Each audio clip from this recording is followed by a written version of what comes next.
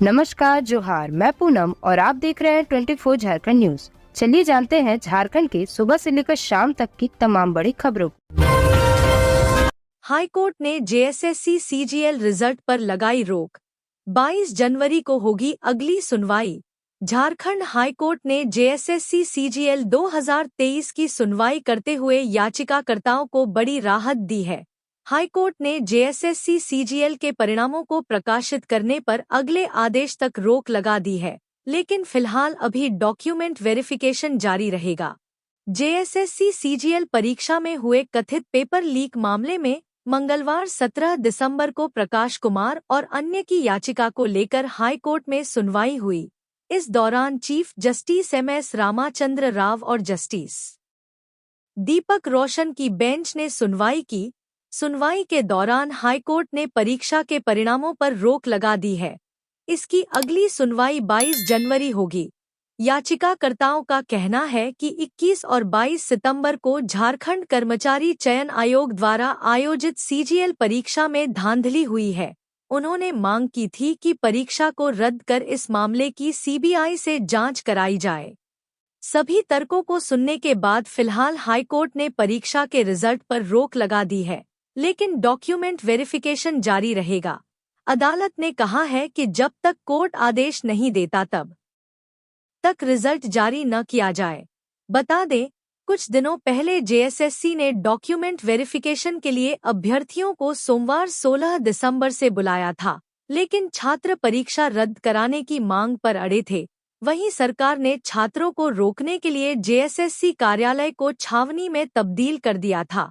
उसके आसपास 144 लगा दी थी, लेकिन फिर भी छात्र वहां विरोध प्रदर्शन करने पहुंच गए, जिसके बाद पुलिस ने लाठीचार्ज कर उन्हें भगाया। रामगढ़ में दिखा बेकाबू ट्रक का कहर। पिता के दुष्कर्म से लौट रही महिला को रौंदा। रामगढ़ के कोठार में बेकाबू ट्रक का कहर देखने को मिला है, जहां ट्रक ने एक महिला को रौंद दिया है, जिससे महिला की मौके पर ही मौत हो गई। महिला की पहचान दिगबार हितबांध निवासी दुलिया देवी के रूप में हुई है। दुलिया जैनामोड़ से अपने दामाद के साथ बाइक पर सवार होकर घर लौट रही थी। इसी दौरान यह हादसा हुआ। बताया जा रहा है कि ट्रक ड्राइवर नशे में धुत था। महिला को रौंदने के बाद ट्रक चालक भाग रहा था, लेकिन लोगों ने करीब 2 किलोमीटर तक उसका पीछा करके उसे पकड़ लिया। महिला अपने पिता के दुष्कर्म के बाद अपने घर लौट रही थी। घटना के बाद सड़क जाम की स्थिति बन गई। स्थानीय लोग मुआवजे की मांग को लेकर ट्रक के पास ही जुट गए। लोगों का कहना है कि जब तक मुआवजा नहीं मिलेगा, ट्रक नहीं छोड़ेंगे।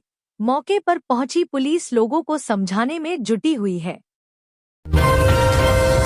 जेएलकेएम नेता देवेंद्रनाथ महतो को पुलिस ने किया रिलीज। जेएसएससी सीजीएल आंदोलन के दौरान किए गए थे डिटेन।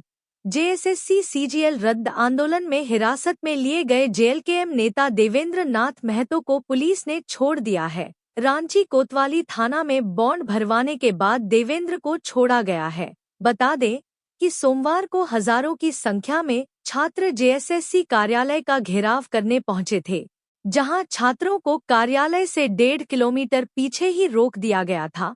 वहां प्रशासन और छात्रों के बीच बात नहीं बनने के बाद पुलिस की तरफ से लाठीचार्ज किया गया था, जिसमें देवेंद्रनाथ महतो पर भी पुलिस ने लाठियां बरसाई थी। इसके बाद उन्हें हिरासत में ले लिया था। रांची में जल्द दौड़ेंगी ई बसें। नगर विकास मंत्री ने की बैठक।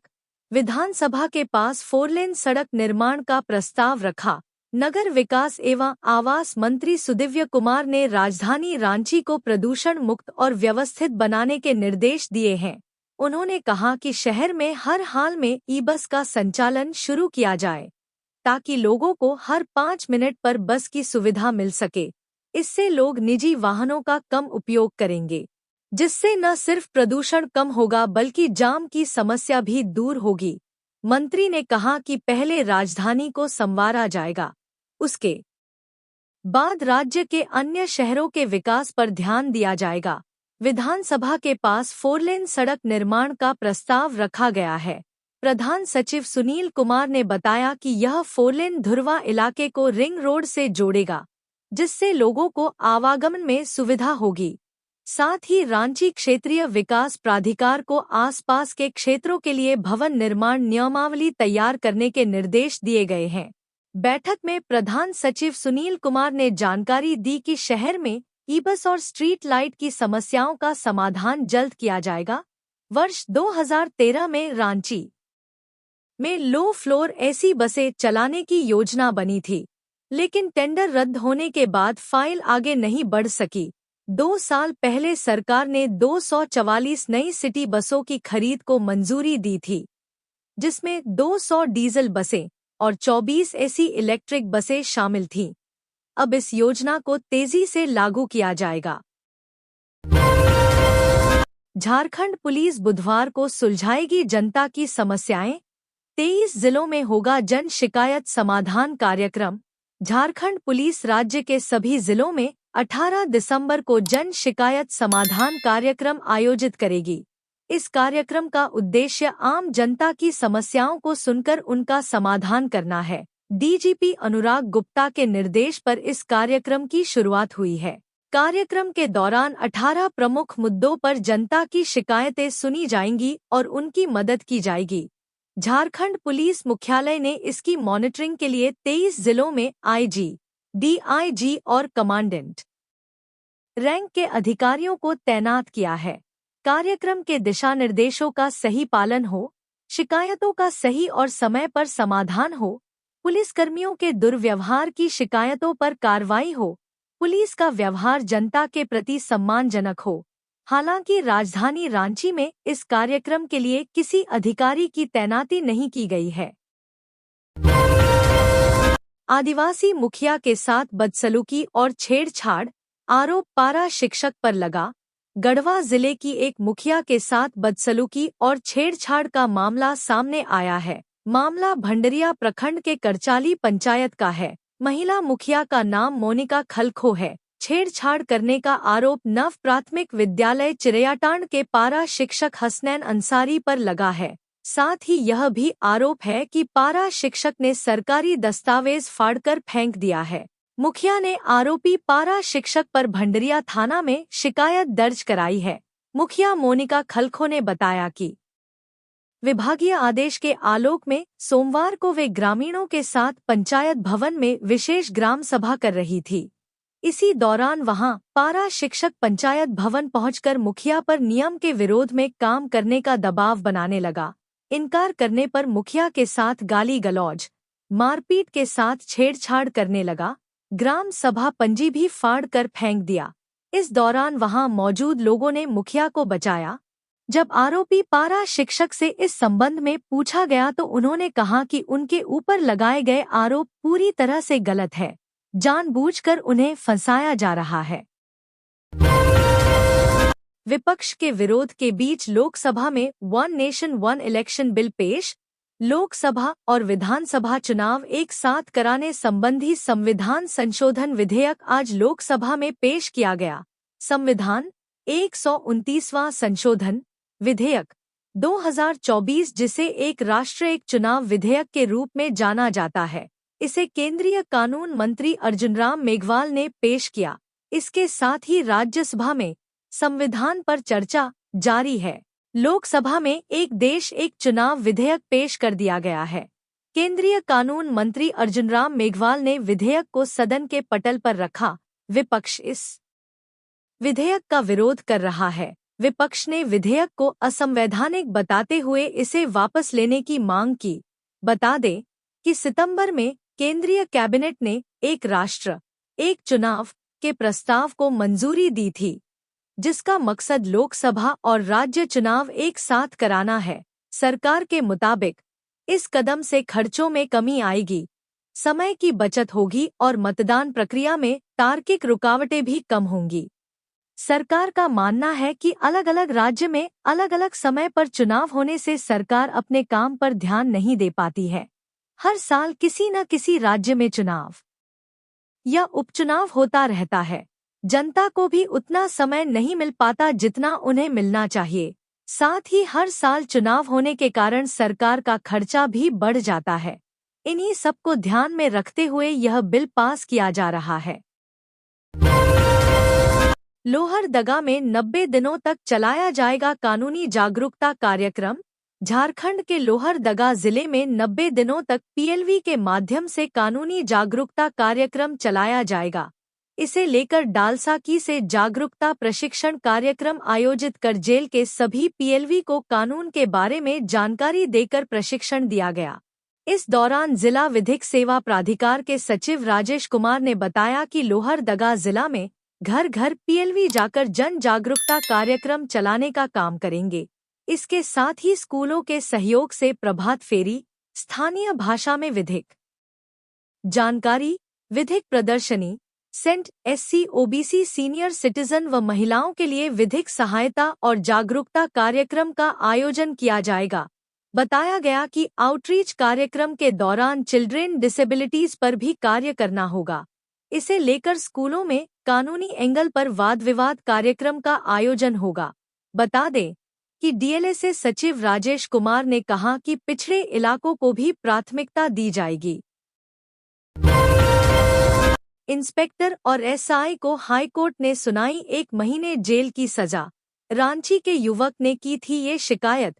झारखंड हाईकोर्ट ने जगन्नाथपुर थाना के तत्कालीन प्रभारी और फिलहाल पाकुड़ जिले में इंस्पेक्टर के पद पर तैनात हरिदेव प्रसाद व सब इंस्पेक्टर राजीव रंजन को 1 महीने की जेल की सजा सुनाई है। इसके साथ ही दोनों पर 50-50 हजार रुपए का जुर्माना भी लगाया गया है। यह मामला रांची के रहने वाले इरशाद नाम के युवक से जुड़ा है। इरशाद ने हाईकोर्ट में याचिका दायर कर आरोप लगाया था कि चोरी के एक मामले में उसे बिना कानूनी प्रक्रिया का पालन किए गिरफ्तार कर जेल भेज दिया गया। इसके अलावा पुलिस कस्टडी में उसके साथ दुर्व्यवहार और प्रताड़ना की गई। इस याचिका पर हाईकोर्ट के चीफ जस्टिस की बेंच ने सुनवाई की। अदालत ने पाया कि पुलिस अधिकारियों ने अपनी जिम्मेदारियों का सही तरीके से निर्वहन नहीं किया और कानून का उल्लंघन किया। इसी आधार पर दोनों अधिकारियों को सजा सुनाई गई। सरायकेला पुलिस ने किया बाइक चोर गिरोह का पर्दाफाश, 70 मोटरसाइकिल समेत 4 गिरफ्तार। सरायकेला जिले में पुलिस ने बड़ी कार्रवाई करते हुए अंतर जिला मोटरसाइकिल चोर गिरोह का भंडाफोड़ किया है। पुलिस ने इस गिरोह से 70 चोरी की मोटरसाइकिल बरामद की है। एसपी मुकेश लुनायत ने बताया कि जिले में अब तक की सबसे बड़ी बाइक बरामदगी है। सरायकेला पुलिस अधीक्षक मुकेश लुनायत को गुप्त सूचना मिली थी कि तमाड़ थाना क्षेत्र के 3 मोटरसाइकिल चोर कुचाई बाजार में चोरी करने वाले हैं। विशेष टीम गठित कर छापेमारी की गई और शंकर मांझी और भूषण मछुआ को एक चोरी की बाइक के साथ गिरफ्तार किया गया। पूछताछ में आरोपियों ने कबूल किया कि वे सरायकेला, खरसावां, रांची, चाईबासा, खूंटी और जमशेदपुर में 100 से अधिक मोटरसाइकिल चोरी कर चुके हैं। गिरफ्तार आरोपियों ने खुलासा किया कि चोरी की मोटरसाइकिल बेचने के लिए वे खूंटी के शिव मुंडा और मंगल मुंडा को सौंपते थे। पुलिस ने त्वरित कार्रवाई करते हुए इन दोनों को भी गिरफ्तार किया और उनकी निशानदेही पर जंगल और घरों से 30 मोटरसाइकिल बरामद की। जांच के दौरान पुलिस ने अन्य स्थानों से भी 39 और मोटरसाइकिल बरामद की है। यानी कुल 70 चोरी की मोटरसाइकिलों की बरामदगी से 5 जिलों के 25 कांडों का उद्भेदन हुआ है। इस घटना के बाद पुलिस अधीक्षक ने आम जनता से अपील की है कि वाहन खरीदते समय दस्तावेजों का सत्यापन जरूर करें और किसी भी प्रलोभन में आकर चोरी का वाहन न खरीदे। गिरफ्तार आरोपियों में शंकर मांझी उर्फ संदीप तमाड़ जिला रांची, भूषण मछुआ तमाड़ जिला रांची, शिव मुंडा उर्फ शिबू मुंडा कुचाई जिला सरायकेला खरसावां और मंगल मुंडा अड़की जिला खूंटी के शामिल हैं। इस ऑपरेशन में अनुमंडल पुलिस पदाधिकारी समीर सवैया की अगुवाई में चांडिल अंचल, कुचाई थाना, दलभंगा ओपी और अन्य पुलिस इकाइयों के अधिकारियों ने अहम भूमिका निभाई। सरायकेला खरसावां पुलिस की इस बड़ी सफलता से मोटरसाइकिल चोरी की घटनाओं पर लगाम लगाने में मदद मिलेगी। पुलिस अन्य फरार आरोपियों की गिरफ्तारी के लिए अभियान चला रही है। जेएसएससी सीजीएल परीक्षा के रिजल्ट पर रोक, छात्रों के संघर्ष की जीत, हाई कोर्ट के फैसले पर बोले बाबूलाल मरांडी। झारखंड हाईकोर्ट में मंगलवार को जेएसएससी सीजीएल परीक्षा पेपर लीक मामले की सीबीआई जांच कराने की मांग को लेकर दायर याचिका पर सुनवाई की। सुनवाई के दौरान हाईकोर्ट ने सामान्य स्नातक योग्यताधारी संयुक्त प्रतियोगिता परीक्षा 2023 का परीक्षाफल प्रकाशन करने पर अगले आदेश तक रोक लगा दी है। अदालत ने कहा है कि जब तक कोर्ट आदेश नहीं देता, तब तक रिजल्ट जारी न किया जाए। इस पर बीजेपी प्रदेश अध्यक्ष बाबूलाल मरांडी ने कहा कि झारखंड हाईकोर्ट का जेएसएससी सीजीएल परीक्षा परिणाम पर रोक लगाना स्वागतयोग्य निर्णय है। यह फैसला छात्रों के संघर्ष की जीत और राज्य सरकार के अहंकार की हार है। उन्होंने कहा कि मैं सभी छात्रों और भारतीय जनता पार्टी के कार्यकर्ताओं को धन्यवाद देता हूं, जिन्होंने लोकतांत्रिक तरीके से जेएसएससी सीजीएल परीक्षा की साजिश के खिलाफ आवाज उठाई। जेएसएससी सीजीएल पेपर लीक प्रकरण में मुख्यमंत्री हेमंत सोरेन, सत्ताधारी नेताओं, प्रशासनिक अधिकारियों और आयोग की भूमिका संदिग्ध है, इसलिए पारदर्शी परिणाम के लिए सीबीआई जांच बेहद जरूरी है। उम्मीद है कि हाईकोर्ट सीबीआई जांच का आदेश देकर छात्रों को न्याय दिलाने की पहल करेगी। धनबाद में माले और भाजपा समर्थकों में झड़प, जमकर हुई पत्थरबाजी और धनबाद निरसा ईसीएल मुगमा एरिया की गोपीनाथपुर एमडीओ परियोजना में वर्चस्व कायम करने को लेकर भाकपा माले और भाजपा समर्थकों के बीच न सिर्फ जमकर मारपीट हुई बल्कि पथराव भी हुआ। इस दौरान सुरक्षा में तैनात सिपाही कार्तिक महतो, जिप सदस्य संजय सिंह समेत दोनों पक्षों के करीब 1 दर्जन लोग घायल हो गए हैं। साथ ही करीब 7 बाइक और कई कुर्सियां क्षतिग्रस्त हुई हैं। दरअसल गोपीनाथपुर एमडीओ परियोजना में माले समर्थित निरसा बेरोजगार संघर्ष समिति अपनी 9 सूत्री मांगों को लेकर कोलियरी में प्रदर्शन करने पहुंची थी। इंडिया गठबंधन के लोग भी उनके समर्थन में पहुंच गए। प्रदर्शन करने के बाद टेंट लगाकर धरने पर बैठ गए। कुछ देर बाद भाजपा समर्थित गोपीनाथपुर कोलियरी बेरोजगार संघर्ष समिति के लोग भी मौके पर पहुंचे। इसके बाद इंडिया गठबंधन के लोग भी आमने सामने धरने पर बैठ गए। कुछ ही देर बाद दोनों पक्षों में विवाद शुरू हो गया और देखते ही देखते पथराव होने लगा। भाजपा के समर्थन में जीपीएल के कर्मी भी उतर आए। गोपीनाथपुर कोलियरी परिसर करीब आधे घंटे तक रणक्षेत्र में तब्दील हो गया। टेंट में आग लगा दी गई। निरसा एसडीपीओ रजत मानिक बाखला दलबल के साथ मौके पर पहुंचे और पुलिस बल का प्रयोग करते हुए उपद्रवियों को खदेड़ा। इस मामले में निरसा विधायक अरूप चटर्जी का कहना है कि 7 दिन पूर्व ही अपनी मांगों को लेकर प्रबंधन को धरना पर बैठने का अल्टीमेटम दिया था, लेकिन धरना के दौरान कंपनी के गुंडों के द्वारा उपद्रव मचाया गया और लोगों के साथ मारपीट की गई है। वहीं निरसा की पूर्व भाजपा विधायक अपर्णा सेनगुप्ता ने कहा कि जब से अरूप चटर्जी विधायक बने हैं, तब से निरसा को अशांत बनाने की साजिश रच रहे हैं। निजी स्वार्थ और कोयला चोरी को बढ़ावा देने के लिए विधायक अरूप चटर्जी अपने समर्थकों से आंदोलन करवा रहे हैं।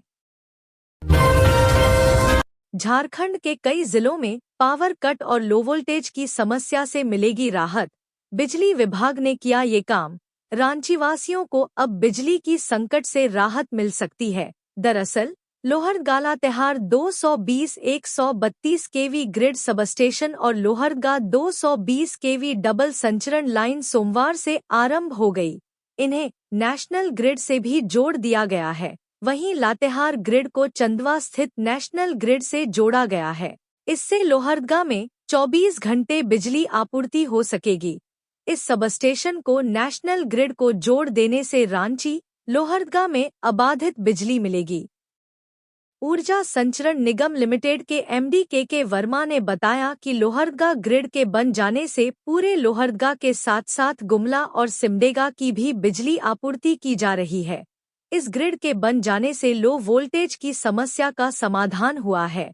पहले लोहरदगा को Hatia grid Ranchi sub station 2 से लगभग 70 मेगावाट बिजली की आपूर्ति की जाती थी।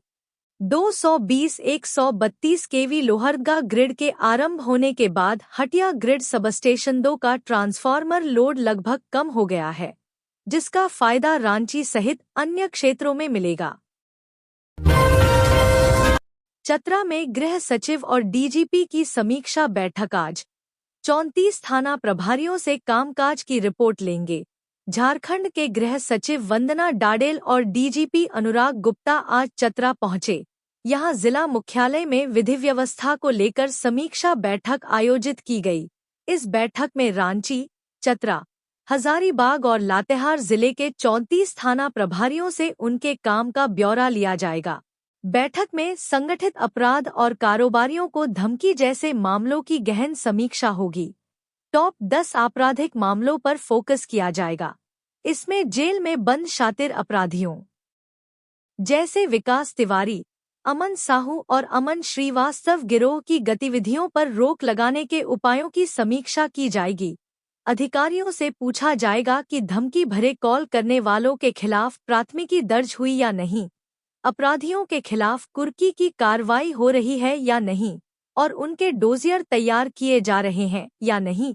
नशीले पदार्थों से जुड़े सभी लंबित मामलों की समीक्षा भी की जाएगी। विशेषकर 2023 और उससे पहले के मामलों को लेकर सवाल जवाब होंगे। बड़े पैमाने पर बरामदगी के मामलों में फरार अभियुक्तों की गिरफ्तारी और कुर्की के कदमों की प्रगति का भी आकलन किया जाएगा। डीसीएसएसपी ने किया धनबाद मंडल कारा का निरीक्षण, 5 बुजुर्ग कैदी चिन्हित। झारखंड विधिक सेवा प्राधिकार के निर्देश पर धनबाद मंडल कारा का निरीक्षण किया गया। प्रधान जिला एवं सत्र न्यायाधीश सह अध्यक्ष जिला विधिक सेवा प्राधिकार वीरेंद्र कुमार तिवारी, डीसी सह उपाध्यक्ष डालसा माधवी मिश्रा, एसएसपी सह सदस्य डालसा हृदीप पी जनार्दनन मंडल कारा पहुंचे, जहां सभी वार्डों की छानबीन की गई। इस दौरान टीम ने 5 ऐसे कैदियों को चिन्हित किया जिनकी उम्र करीब 70 वर्ष है। वहीं 2 ऐसे कैदी भी मिले जिन्हें गंभीर बीमारी है। न्यायाधीश वीरेंद्र तिवारी के नेतृत्व में टीम ने जेल के हर हिस्से का निरीक्षण किया। न्यायाधीश ने चिन्हित किए गए सभी कैदियों को मुक्त कराने के लिए समुचित कार्रवाई का निर्देश दिया। इसके बाद टीम ने कैदियों से उनके स्वास्थ्य, इलाज, पेयजल, नाश्ता, भोजन व मुकदमे में पैरवी के लिए अधिवक्ता होने अथवा न होने की जानकारी ली। जेल अस्पताल में बीमार कैदियों के बेहतर इलाज के लिए उन्हें उच्च स्वास्थ्य सेंटर भेजने का निर्देश मंडल कारा चिकित्सक को दिया गया। टीम ने चिकित्सा सुविधा, पुस्तकालय, रसोई घर, वहां तैयार हो रहे भोजन, व्यावसायिक प्रशिक्षण केंद्र और ध्यान सहयोग केंद्र में सुविधाओं का भी जायजा लिया। इस दौरान कैदियों से बातचीत की गई और उनकी समस्याओं के बारे में पूछा गया। इसके बाद न्यायाधीश ने कैदियों को जेल मैनुअल के तहत मिलने वाली सारी सुविधाएं उपलब्ध कराने का आदेश जेल प्रशासन को दिया। तो ये थी आज की झारखंड की टॉप बड़ी खबरें। इसी तरह झारखंड की हर छोटी सी बड़ी खबर देखने के लिए आप हमारे चैनल 24 झारखंड न्यूज को सब्सक्राइब करके बेल आइकन प्रेस कर ले, जिससे झारखंड की हर छोटी सी बड़ी खबर की अपडेट आप तक पहुंचता रहे। तो आज के लिए बस इतना ही। हमें दीजिए इजाजत, फिर मिलते हैं नेक्स्ट न्यूज में।